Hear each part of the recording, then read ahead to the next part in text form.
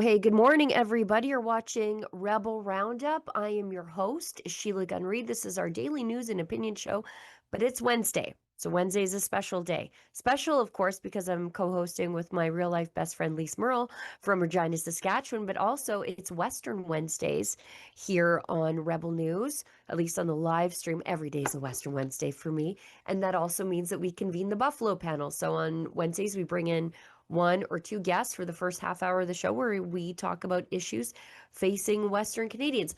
But first, Lise, how's it going? Well, Sheila Gunn Reid, what a wonderful day. Today is March 4th. It is a day for setting intention and Oh, marching forth into the rest of the year. And nothing could be more appropriate than the guide that we have on today. Our guest today is uniquely positioned to talk about Western Canadian interests in terms of a global perspective. right. And I just can't wait to get at this conversation. We'll bring our guest in a second, but we're going to tell Mhm. everybody, and he's a new face to the Western You're going to love Wednesday him. panel. But I think, no pressure, but do a good job and you'll be back. But I'll tell everybody what we're doing around here before we bring in our guest. So if you're watching us on Rumble, you want to get involved in the show, that's a great free speech platform. If you want to leave a paid chat over there, it's called a Rumble Rant. If it's over the $5 US cutoff, we are hereby reading it on air, so make it good. If it's under that, we'll do it time permitting. But on Wednesdays, I have a meeting right after the show. So time does not always permit. If you're watching us on YouTube, same rules apply, except their paid chat is called a super chat. And if you missed the live version of the show, but boy, you just love you some Sheila and Lise, and you want to leave some moral support in the form of cash, you can leave a paid comment called a super thanks. So those are the rules of the show. Let's bring in our guest, Jim Sinclair. Corporal Jim Sinclair. He's a 30-year veteran of the Canadian Armed Forces. And he's got one of the best backgrounds I've ever seen here on Western Wednesdays. Thank you. I too like to decorate my home with dead things. Jim, before we get into the show, tell us a little bit about yourself. Well, guys, thanks for having me on your show. I feel like I'm the thorn amongst a couple beautiful roses, and He really and wants to come back. I just can't thank you enough for giving me some time. So, Mhm. just to start everything off with here, um, I have no reason to be on like podcasts and shows like yours, other than uh, for the values that this country stands for, that I fought for. Um, I guess I would like to start by this, like all your all your listeners and yourselves, you guys value something, and currency is usually what you hold dear to your heart as the show your wealth. Well, this nation was built upon values, and those values that created this nation were paid by the number one currency that every Canadian carries, and that's the blood that courses through our veins. And that blood was spilt in faraway lands from the Boer War up till now. And for me as a veteran, I feel obligated to stand up for those values that are not reflected in our society anymore. And yeah, so that's my reason for being here. So I speak for myself, but I feel like I'm speaking for the values that were fought and paid for with our number one currency, which is blood.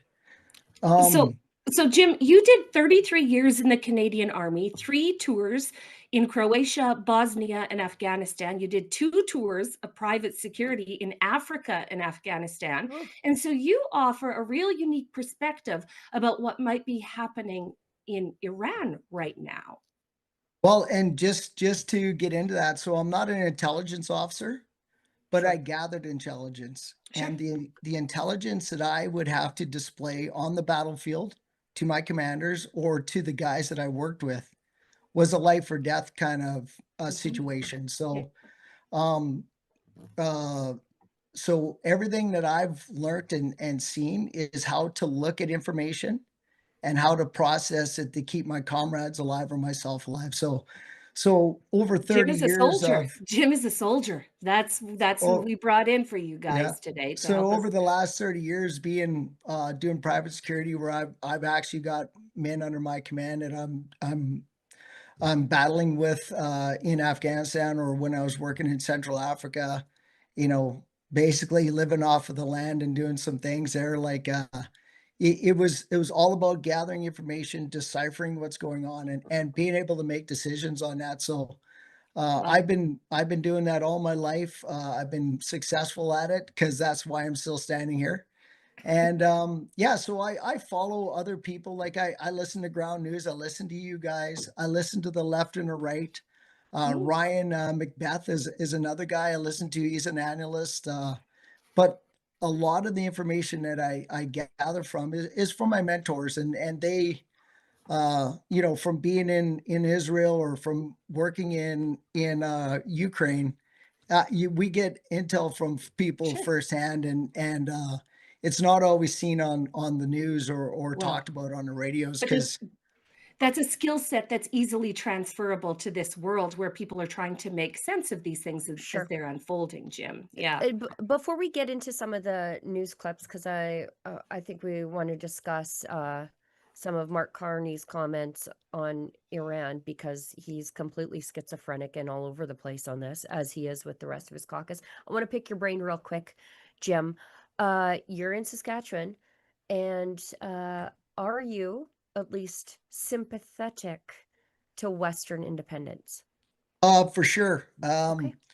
So having said that, I believe that if we're gonna keep to the values that this country fought for, the only way to save those values now is through basically the system that Alberta is wanting to do. And if I look at it in a couple of ways, number one, I don't feel Alberta's separation is something that should be denied to them. If they feel like separating and that's the way to go, that's what democracy is for. And in a way, the rest of Canada, like they're basically saving Canadian values, is what they're doing. And the rest of the Canadians in the country should be supporting that, Mm, because by Alberta leaving and there's no more cash flow going to Ottawa from there, it's going to force Ottawa to stop funding all the garbage that they're doing, clean up the healthcare, you know, and run the country properly, because they're going to have to stand on their own 2 feet, which would make Canadians' lives throughout the country better. Or maybe there'll be other provinces that join Alberta when they do separate, because and any Albertans listening to this, any Albertans that are out there, please go sign that registry. Let the people know that you're there. Don't take anything for that's right. granted. I've been to I don't know how many different civil wars and such, and this is something that I consider the same as the Czech Republic that separated Yeah. in the early 90s. Mm, It's a doable thing. It's a peaceful thing, and it's up to you as Albertans to like voice your opinion, either yes or no, but make it clear and stand on your values, and do it for the right reasons, and don't take anything for granted, because uh you are doing something that's monumental for the rest of Canada as well. Okay, that's I said right. I was trying to get the show on track, but I still have another question. It's my show. I'll do what I want. That's right. Hey, listen, I'm a man around a couple of women. I know my You know spot. it's good for you. You know it's good for you. You've stayed alive this long. How do you address concerns from the radical left? I would describe them as, who call people who are Western separatists bad patriots, bad Canadians, seditionists, treasonist. I find it particularly odd because, I speak to a lot of police officers, both currently serving and retired, and active and retired military, who are Western separatists, who don't see that being a Western separatist is incompatible with their patriotism. I think a lot of them feel the same way you do, where, look, we're just trying to hang on to the values that we were willing to fight and die for. Unfortunately, we just can't do that inside of the rest of the country anymore. Yeah, that's a great question. Number one, every Canadian has the right to their own thought. And of smart people, they look at both sides of the coin before they make a decision. Some people, you could lead a horse to water, but you can't make him drink. So you got to pick your battles.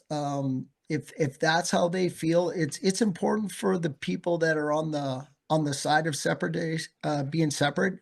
Don't get into the weeds. Like, don't go down that road of name calling, all that stuff. Be professional, use logic, and just communicate your side of your opinion, and learn how to agree to disagree. Because you're not going to force these people to switch sides. By taking the high ground and being the better man and having actual facts behind you will carry the way. Because eventually, when you separate from that engagement with whoever, they're going to go home and they're actually going to think about it. And if you didn't overreact and you didn't act like a jerk, and you just said, hey, you know what? Very nice to meet you. I agree to disagree.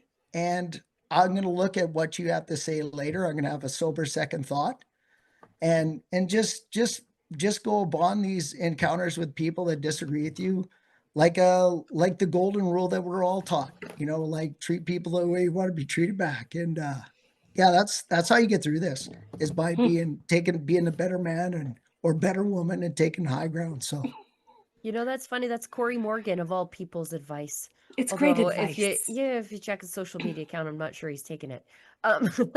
Let's move on to hey, wait a the minute. news of the day. How am I doing so far? You're doing fine. 5 Doing stars, great. Jim. 5-star performance. Doing great. Yeah, We only have you for 12 more minutes. We got stuff to talk about. Yeah, we want to ask you about Mark Carney. Yeah, let's show this video of Mark Carney saying the U.S.-Israel war. I'm quit using the word war, but anyways, the targeted strikes on Iran are a failure of the international order. Apparently, we're supposed to have order with the world's largest state sponsor of terror. Anyways, let's listen to Mark Carney, and then we'll react. We support efforts to prevent Iran from obtaining a nuclear weapon and to prevent its regime from further threatening international peace and security. Because Canada is taking the world as it is, not passively waiting for a world we wish to be. Passively. We do, however, take this position with regret, because the current conflict is another example of the failure of the international order. Despite decades of UN Security Council resolutions, the tireless work of the International Atomic Energy Agency, and the succession of sanctions and diplomatic frameworks, Iran's nuclear threat remains. And now, the United States and Israel have acted without engaging the United Nations or consulting allies, including Canada. So where to from here? With a rapidly spreading conflict and growing threats to civilian life. Canada reaffirms that international law binds all belligerents. We condemn the strikes carried out by Iran on civilians and civilian infrastructure across the Middle East. And we implore all parties, including the United States and Israel, to respect the rules of international engagement. Canada calls for a rapid de-escalation of hostilities and is prepared to assist in achieving this goal. Okay. Jim?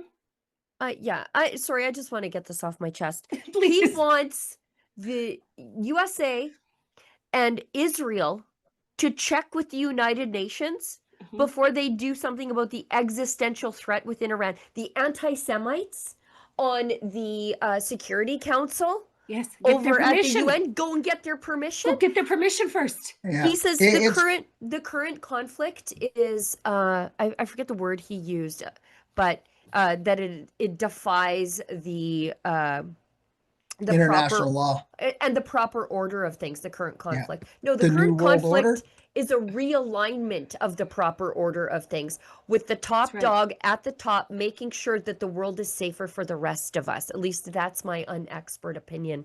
But let's go to Jim. Yes. Yeah. Well, my take off on this is that number one, the United Nations is such a broken organization. It should be that's why Trump is starting this new Council of Peace, Yes. because they're bringing in people that actually are there for the right reasons. Like all these African countries that are running the United Nations, China is actually the top voice of the United Nations through these other countries they have voice or opinions on. And it's complete waste of money. They don't help anybody out there. And I seen it firsthand when I worked in Africa, all the Same. UN aid and shit, how that gets sold to Yeah. China and goes out the door to them, and their people are starving in the streets. I saw Like, it in Iraq. It's Yeah. it's terrible that that we have a prime minister that tells us that Muslim values are Canadian values. Well, they didn't fight with us in Europe or in Africa to create our system. So yes, Muslims are allowed to live in Canada, just like when we live in Muslim countries, we assimilate to their rules and laws. That's got to happen in Canada as well. Everybody's welcome here as long as you're gonna be a Canadian.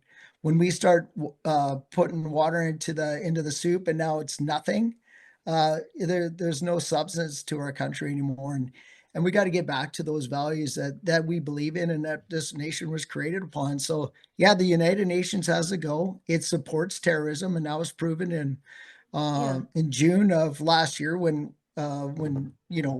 the UNRWA or whatever they call that humanitarian force was UNRWA, they were helping the forever refugees. Yeah. They were active.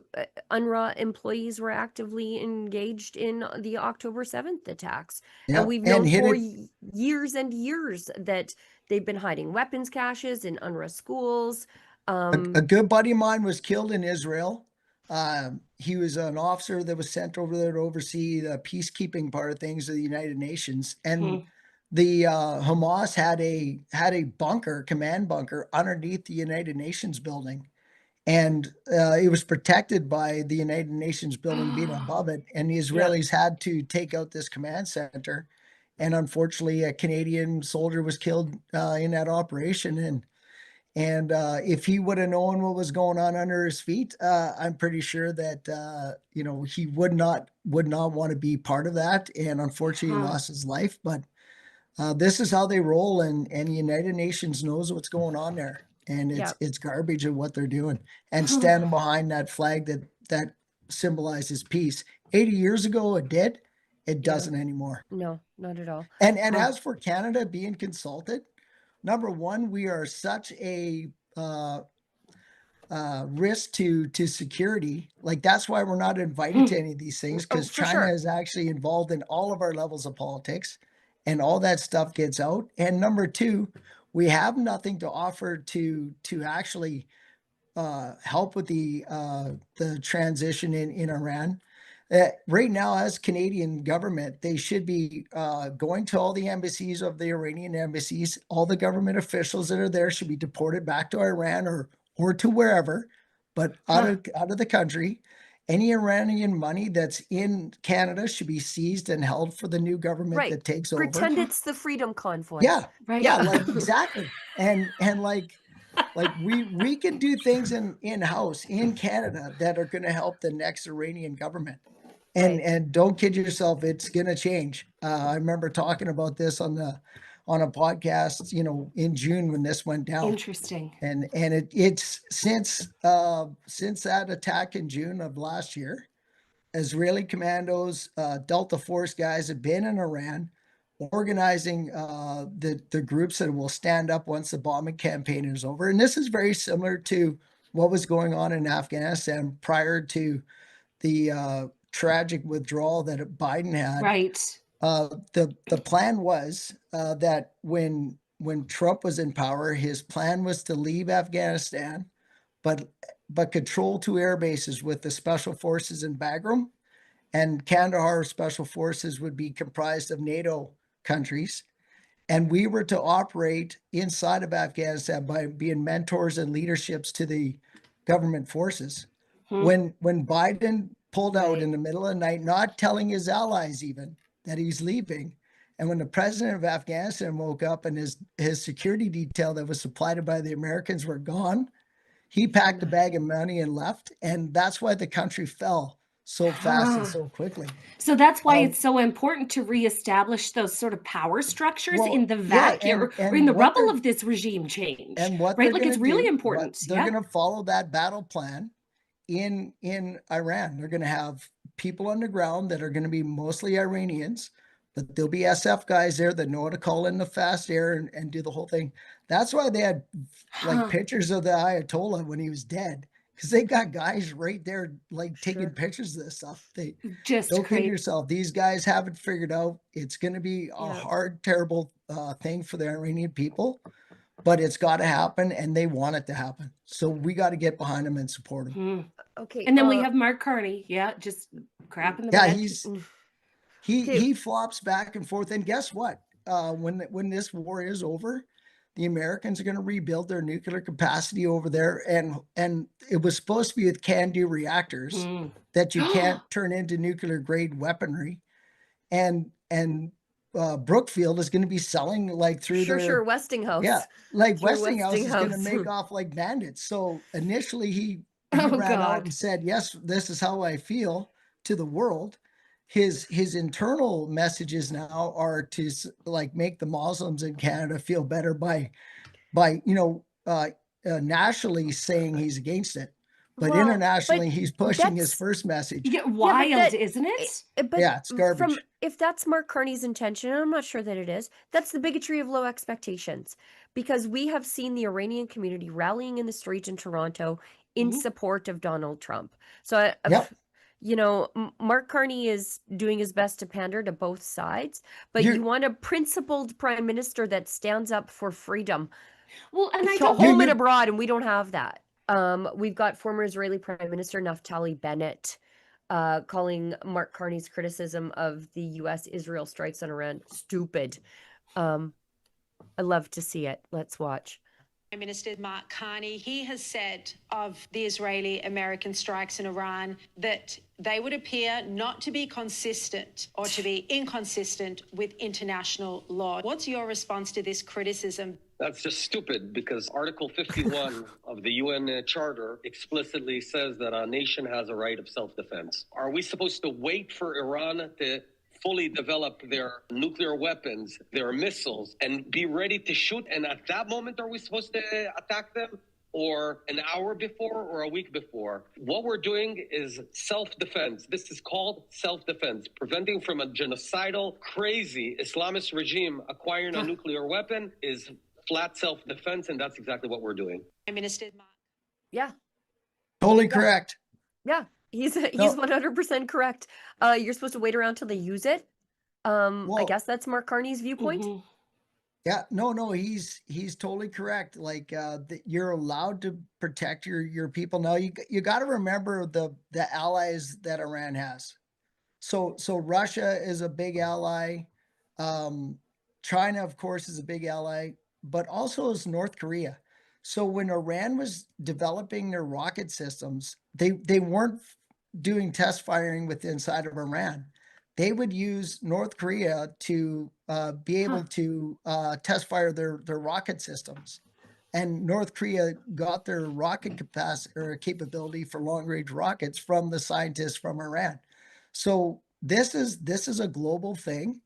The beautiful thing about this is that this is the first step to knocking all this stuff down and getting rid of these abilities of these bad states to develop this technology to harm people around the world. And we can't forget about those other bad actors that are out there.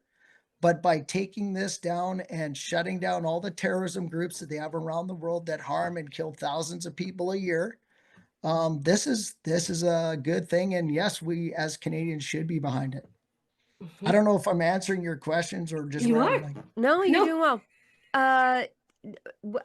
Olivia informs me we need to hit an ad break, and then we'll say goodbye to Jim while we're on the ad break. But Jim, let people know how they can find you, contact you, see any of your other media appearances. I really don't have Just anything around out there. I'm just a regular guy. hopefully I was helpful, and I love what you guys are doing. Keep up the good work. And I just can't, I guess I'm going to close with this. I can't stress to you enough about blood being our number one currency of this country. Many men and women have died for our values. And as Canadians, I just ask this. Please take care of your families, your communities, and through that, we'll be a better country, or maybe Alberta will be a free nation. Whatever the people of this country decide to do, let's support them, and let's just be better humans. Excellent advice, and Awesome. always better than a civil war. Oh yeah, no need for that. No, let's not. Jim Let's- Sinclair, thanks so much for joining you, us Jim. today. Thank you, ladies. Thank you. Let's hit an ad break, and we'll be back on the other side. Hey everybody, if you live in Alberta or are traveling there, can I invite you to attend our very interesting Independence Tour? The lovely ladies and gents behind me there, Sheila, Gunn, Reid, Merle, and Corey Morgan, are on tour all over Alberta talking about Alberta's future and independence. Corey's got a book on sovereignty, Merle, of course, that's Hold the Line, and Sheila's got a new book also on the lessons to learn from Quebec's attempts at independence. These are the cities that the tour has yet to go to. Red Deer tomorrow night, the 20th. Edmonton on the 21st. I'll be there, by the way. Hope to see you. Calgary on the 26th. I'll see you there. Medicine Hat on the 27th. I gotta go too. I'll see you there. Lethbridge on the 28th. I'll be there. Westlock on March 5th. I'm sorry I can't make it there, but I might be able to switch things around. And finally, Grand Prairie on March 6th. You can see all these dates if you didn't catch them at once. You can see them all at independencetour.com. We've already sold out the Edmonton venue. I'm worried we're going to sell out the others if you don't move fast. So please go to independencetour.com. If you're interested in Western independence, Alberta independence, if you want to get the books or talk to our personalities there, including myself or four of them, we'll see you there. That's independencetour.com. Alberta is at a crossroads. For years, I've heard the frustration. I've felt it too, but frustration doesn't build a country. Preparation does.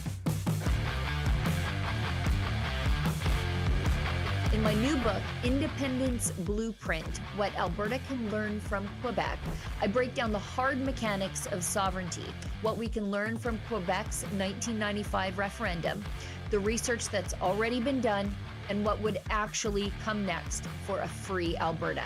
There's the constitutional process, currency, pensions, continuity of services, trade, resource control, Indigenous partnership, and international recognition.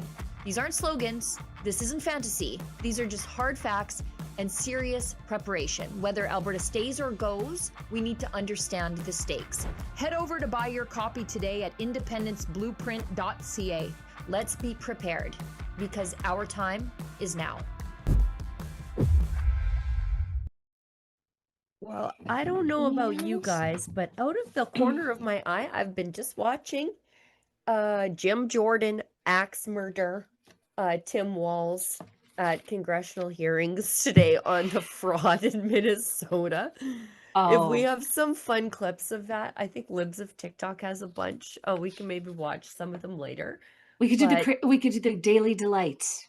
Oh, Jim Jordan is just rolling Tim Walz up in a carpet, stuffing him in the trunk of a Crown Vic, rolling him out into the bushes, and throwing him in the ditch. It's terrible for Tim, but not for me. I'm really enjoying what I'm seeing there. But anyways, we got a message from our friends at Rumble Wallet. They can cancel your accounts, freeze your cards, decide where you're allowed to buy, say, or support.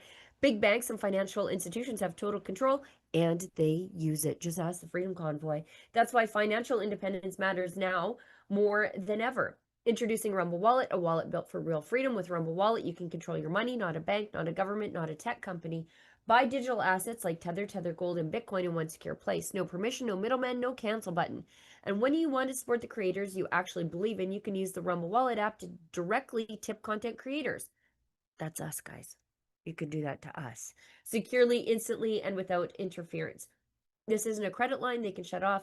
It's your wallet permanently, yours to protect your future, yours to protect your family. When the system fails, when the institutions turn on their own people, financial sovereignty is the difference between security and vulnerability.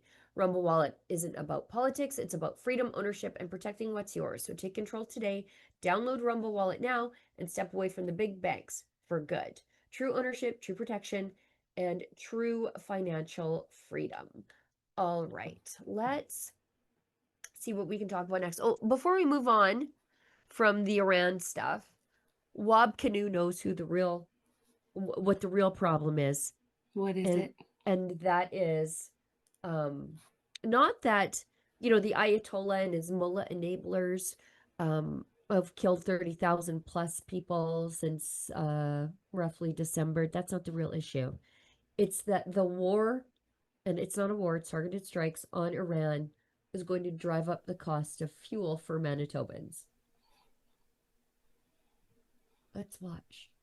I think our kids are worried about war, and I don't want our children to be scared, so I would like to see peace. You're the average person out there watching this at home. How is the Iran war affecting you? Well, I think you can have sympathy for people with ties to Iran who wanted the Ayatollah gone. I think you can have sympathies for people in the region, you know, their family and friends who are in danger. But the real impact on your life is that gas prices are higher today because of Donald Trump launching this war. Oh, Lord. Oh, he made that leap. Oh, he did it. He went and did it out loud, didn't he? Didn't he? Your gas prices are higher because of Donald Trump launching this war. Okay. Again, so we're just supposed to wait until they turn Israel to glass? Is that what we're supposed to do? Mm-hmm. They've been killing American servicemen and striking on Americans in the region for a very long time. Wow. Donald Trump said he was going to do this. We're also, I guess, supposed to negotiate with terrorists, according to the NDP. But yeah, 30,000 people killed, innocent civilians killed by the mullahs in 2 months. That's not the issue. The threats to exterminate both the little Satan and the big Satan using the power of a nuclear bomb, also not the biggest issue facing the world.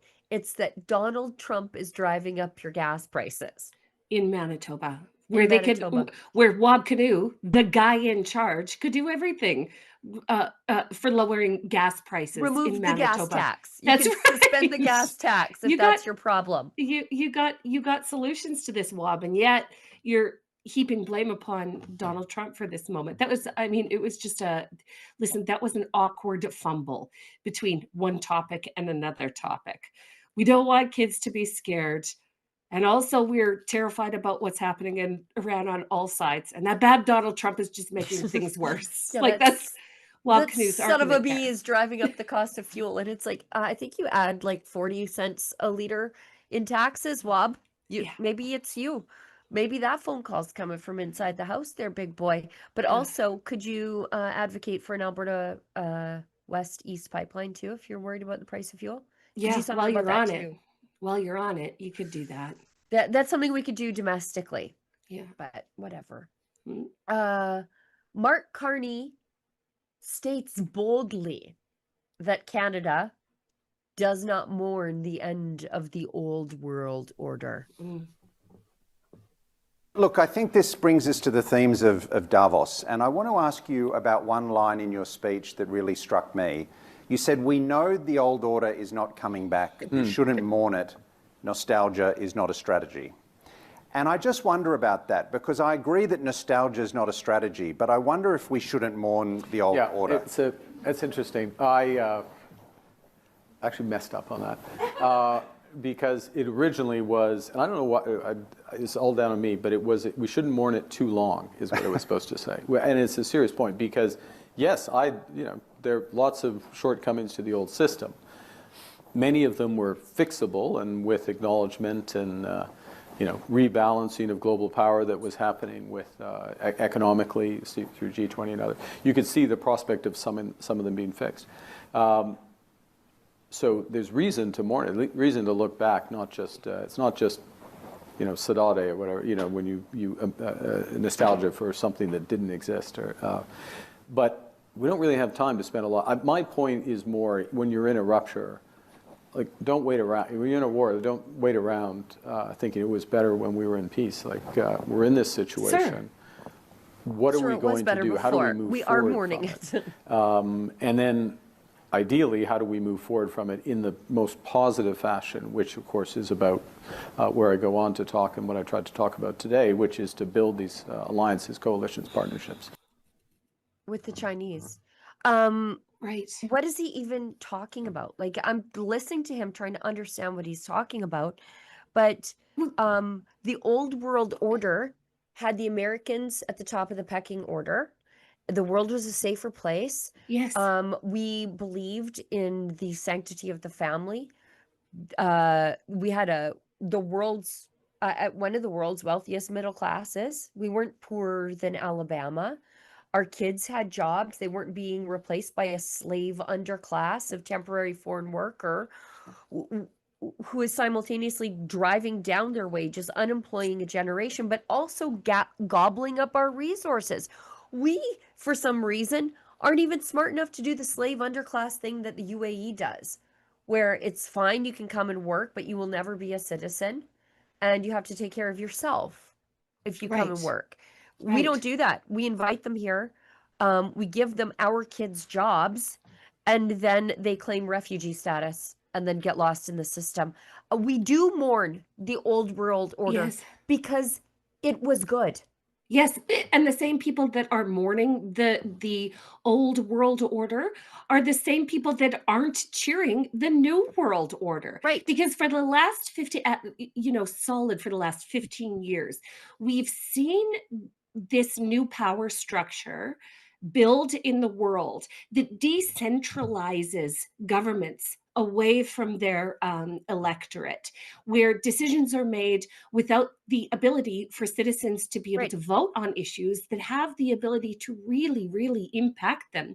So while Mark Carney says they've been isolating power from the people. Yes, they've been centralizing that power, right? Like, this is what the new world order purports to say is better. While regular people are saying absolutely not. We liked what we had before. At least it looked like it was working for us. It was. Whereas this when you look at the financial numbers, it was working for us. Absolutely right. And so I'm tired of hearing about that stupid Davos speech. I'm absolutely exhausted with it. But I think that this really puts a fine point on Mark Carney's duplicity, because we'll see him saying, right now he's on a global press tour, and he speaks out both sides of his mouth depending on what audience he's speaking to. And I don't think it's too much for Canadians to want their prime minister to be congruent in their messaging and to stop this psychotic sort of flip-flopping back and forth. Olivia, can you find, we'll talk about it in a minute, it's from Retraction Watch, where the last 25 years of data from a certain Canadian pediatric institute has been faked. And I would love to talk. Excuse me? Yes. And you won't hear about it in the Canadian media, but Retraction Watch is this account that just watches for like scientific retractions. Yeah. So look at this. So these would be the expert classes, Canada, the ones that tell us that children's health, right, is settled. Here are the rules. Here are the compendious rules. And you're telling me, Sheila Gunn Reid, that the experts that governments rely upon, not only are they being described as flawed, like they're not, flawed is one thing. So that's like, oh, we had like one underlying fact wrong. Fiction. They're like completely made up, like Harry Potter. A Canadian journal has issued corrections on 138 case reports it published over the last 25 years to add a disclaimer. The cases described are fictional. Holy crap. Pediatrics and child health The Journal of the Canadian Pediatric Society, these are the child transitioners, you guys, has published the cases since 2000 in articles for a series for its Canadian Pediatric Surveillance Program. The articles usually start off with a case description followed by learning points that include statistics, clinical observations, and data from CPSP. The peer-reviewed articles don't state anywhere the cases described are out of the ether. The corrections come following a January article in the New Yorker magazine that mentioned one of the reports, Baby Boy Blue, a case published in 2010, describing an infant who showed signs of opioid exposure via breast milk while his mother was taking acetaminophen with codeine. The New Yorker article made public an admission by one of the co-authors that the case was totally made up. Oh my God. Yeah. So here they are fabricating evidence to bolster their crazy claims that these expert classes make. And now we find out that all of the data was compromised, was just imaginary, pulled out of thin air. This is wild. Well, okay, if this isn't the wake-up call we need, because these are the exact, Sheila's right, these are the exact same people that have been telling us for the last 11 years solid that radical gender was absolutely perfectly acceptable to expose to Canada's children. These are the experts that governments rely upon to give them advice, to pass policy, to pass laws. And now you're saying that it was all made up?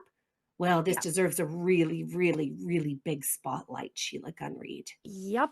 They were just making things up. And now they're saying it's fictional, but it's a teaching tool. Yeah, but if the case study is made up and then you're drawing inferences from the case study about opioids and breast milk, when actually the closest thing anybody could find was that a little boy was given acetaminophen before his death.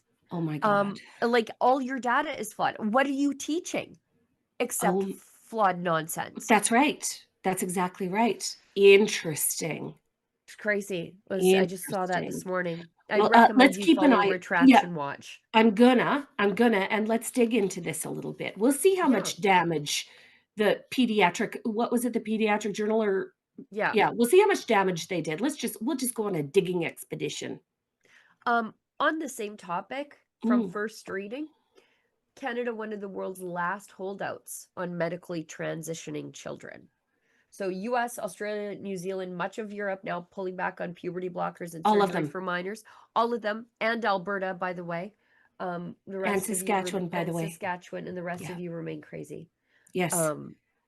We are the outlier. We're the extreme radicals on this. Yes. Yeah. Well, but what do we expect, Sheila Gunn Reid? We, Canada, elected a prime minister with a rainbow kit. Okay. Yeah. We elected a trans dad. This is what we asked for. If we wanted Canada on the fast track out of all of this craziness, all of this woke craziness, the first thing we should have done is looked at Mark Carney and went, no, this is not going to serve us. This man is not going to serve us. And surprise, he's not serving us. Yep.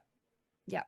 And a generation of young people now will grow up and look back and say, why didn't you guys do anything to stop this? Well, we tried. They'll say that to the right people, and Mark Carney is amongst them. I couldn't help but think when Mark Carney was holding hands with Pierre Poilievre at Tumbler Ridge, that if Mark Carney wouldn't have become prime minister and Pierre Poilievre was prime minister for 11 months, that Tumbler Ridge wouldn't have even happened, because we would have been able to catch this tiger by the tail. Yeah, quite possibly. But we know who the real bad guy is. AI, apparently. Yeah. ChatGPT. Let's talk about two things on the immigration front, then I think we'll have time to laugh at Tim Walz. Let's make time for it. Jim Jordan is just having a great day. Canada is investing $100 million in scholarships for, not my kids. No, not your kids, Lise. No, forget your kids.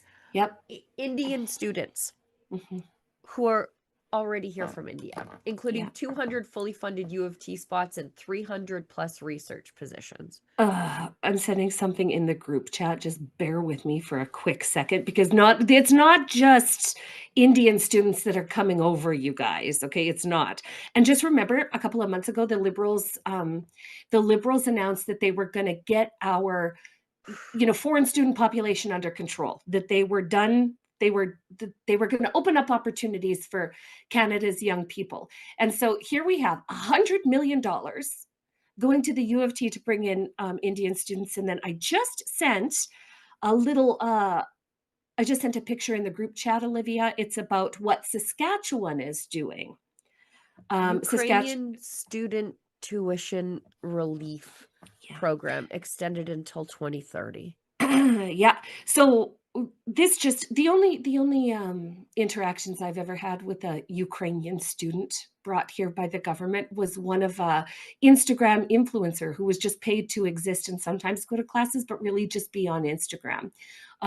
This is who we're prioritizing. So I will say that the Saskatchewan program is much better than the fully funded 500 positions. Yeah. I don't know if you're the mother of 6 with four growing kids that are looking forward to going through their education, their education as children, and then into post-secondary, prioritizing foreign students, whether they be Indian or whether they're Ukrainian, probably doesn't help me sleep at night. From what I understand, Saskatchewan is just allowing Ukrainian students to pay the domestic tuition fee. But they're still taking spots. But they're still taking spots. And we know that exactly. We know that there's a DEI a selection process that's happening in post-secondary education. For sure. Either it's officialized or unspoken. That's right. That's right. And so long as we're Canadian, and these are Canadian post-secondary institutions, the experience of Canadian children should be prioritized. Sure. End of. Yeah. And yet, here you go. So they told us they were fixing it, and then they went and did this in the background. Created a new campaign. 500. Yeah. 300 plus research positions and 200 plus scholarships. Yeah. And this happens on the India side too. So right now, Prime Minister Mark Carney and Premier Scott Moe are in India, and they made an announcement. They made an Indian announcement on the other side about a partnership that they made with it was like an Academy of Excellence or something like this. I thought it was Academy of Excellence. I was like, wow, okay, well, good for those kids that are going to benefit from that program. None of them are from Saskatchewan. So it's real interesting.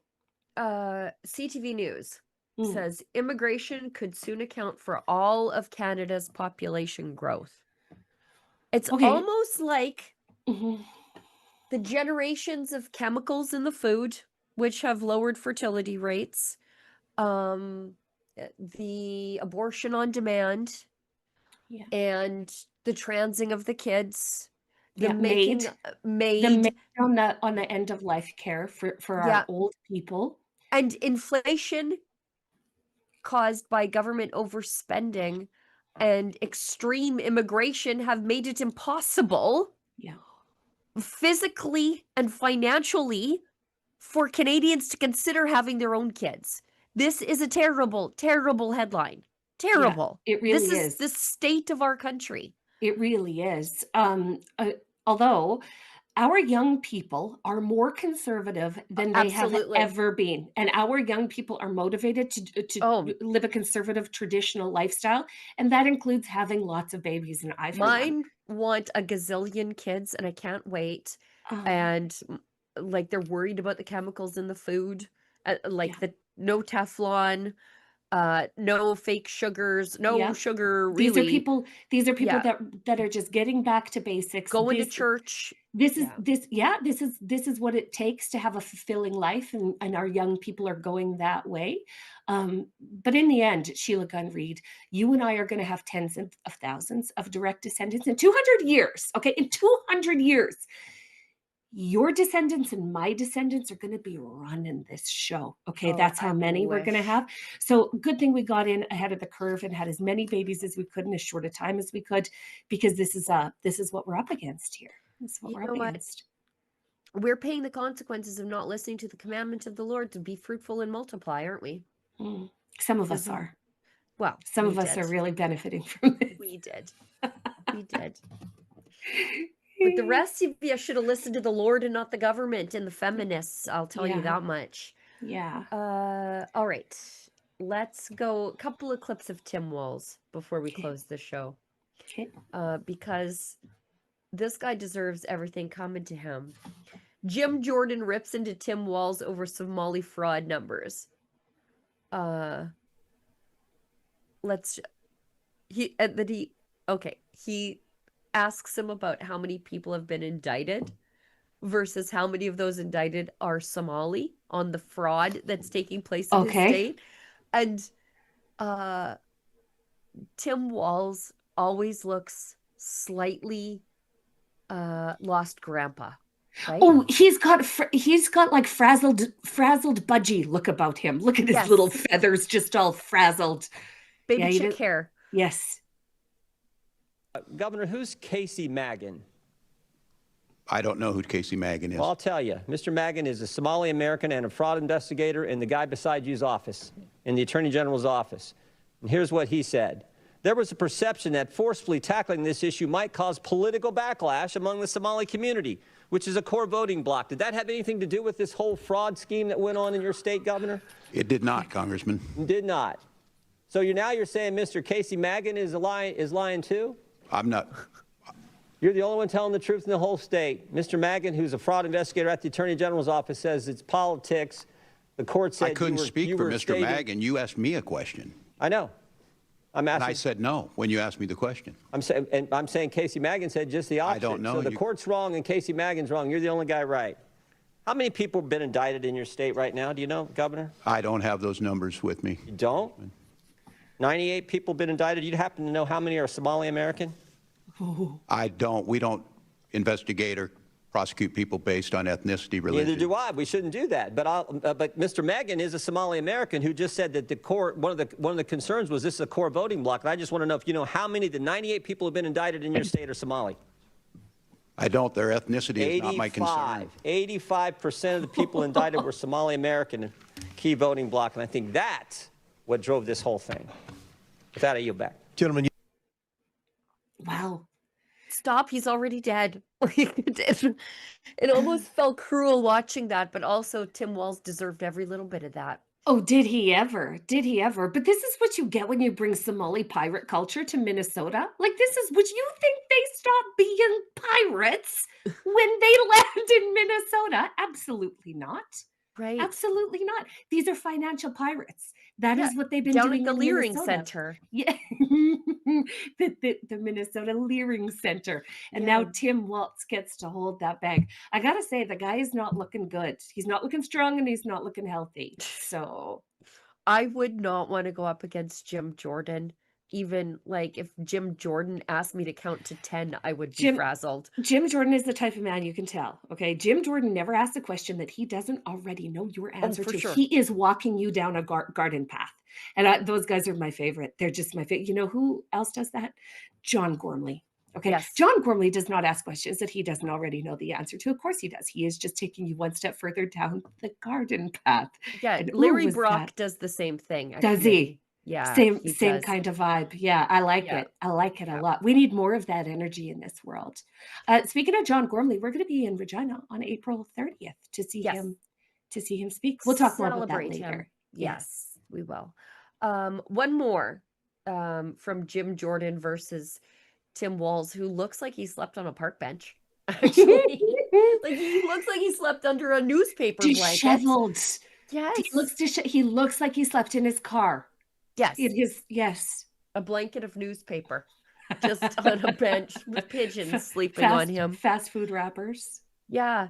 Tim Walz, so he's pressured by Jim Jordan to explain why Feeding Our Future, that's the food aid program, in Minnesota, was flagged for fraud concerns.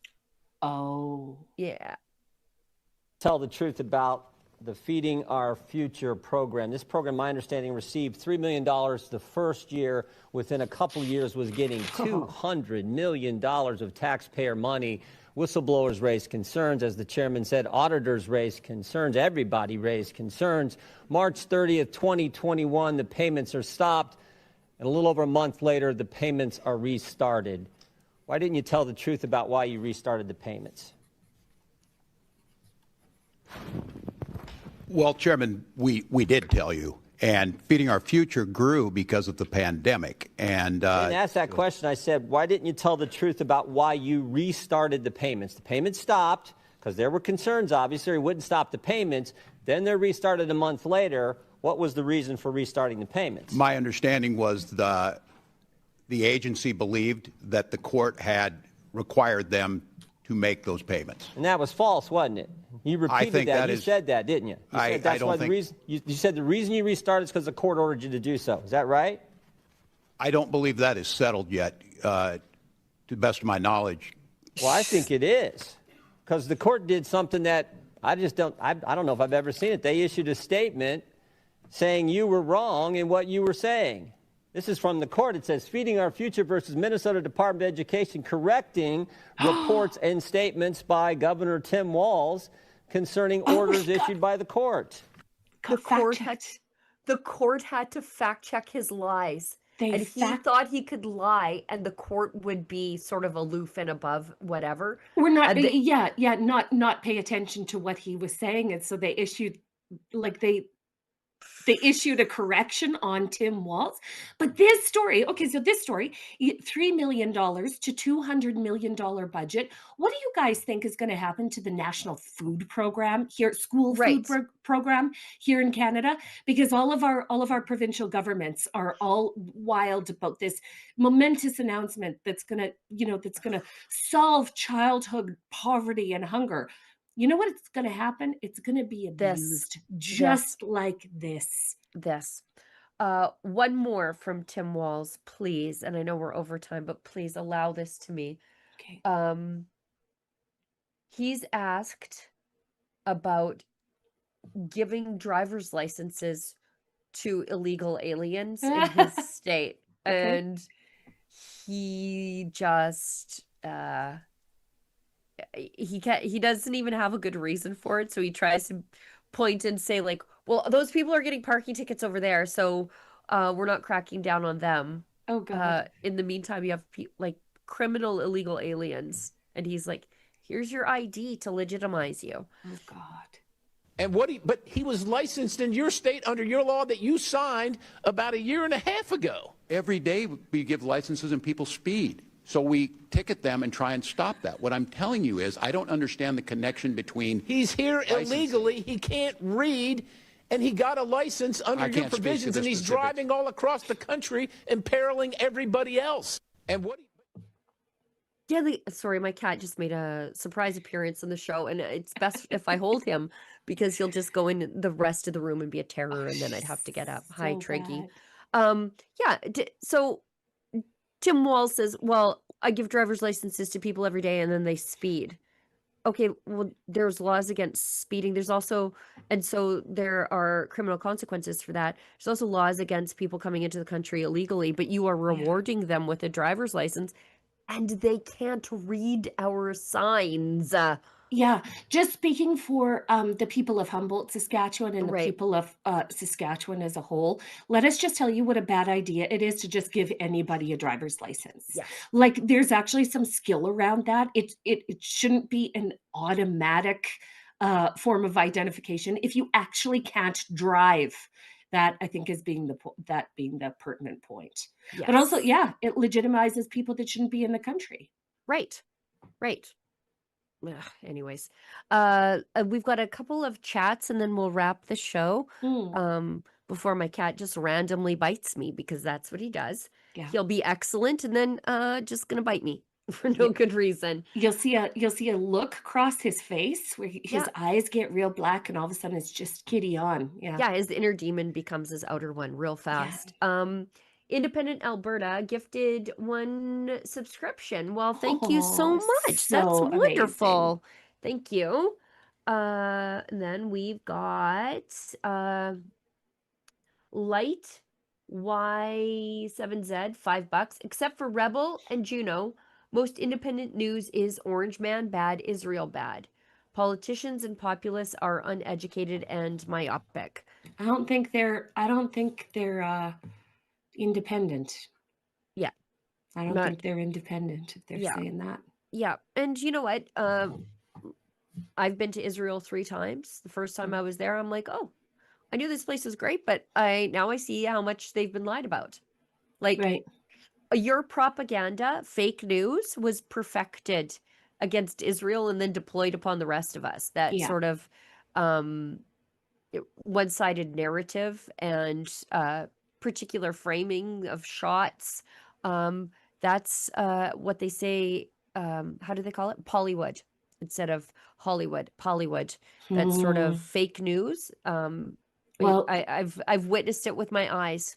You know. Well, it wasn't too many weeks ago that we heard 180,000 non-independent media people in Canada support Mark Carney because he supports them. And Right. so that's what we're up against as an independent media, is that kind of beast. Yeah. And yet we're happy to do it.